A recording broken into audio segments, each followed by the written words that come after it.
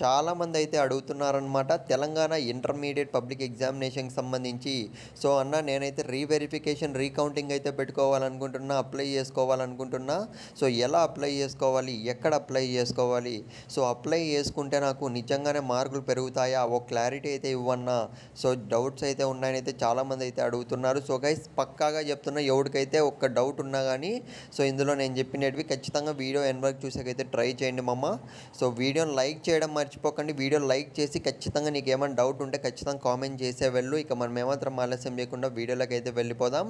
So guys మీరైతే first of all screen మీద అయితే గమనించండి. సో ముందుగా చూసుకున్నట్లయితే మనకు రీఎవాల్యుయేషన్ అనేది మనకి ఎప్పుడు స్టార్ట్ అవుతుంది అన్న విషయానికి వస్తే సో May 22 అయితే అవుతుందన్నమాట. స్క్రీన్ మీద అయితే గమనించండి. ఇకపోతే సో రీవెరిఫికేషన్ రీకౌంటింగ్కి అప్లై చేసుకోవాలంటే మాత్రం సో మోడ్ ఆఫ్ అప్లికేషన్ అనేది చూడండి ఒకసారి. So online through the offline website or via respective colleges అనేది మెన్షన్ చేశారు. సో గైస్ మనకైతే చూసుకున్నట్లయితే కాలేజెస్లో మీ ప్రిన్సిపల్స్ ఉంటారు కదా, మీ ప్రిన్సిపల్స్ ద్వారానే యాక్సెస్ అనేది రావడం కూడా జరిగిందనమాట. సో మీరైతే ఏమాత్రం టెన్షన్ పడకండి.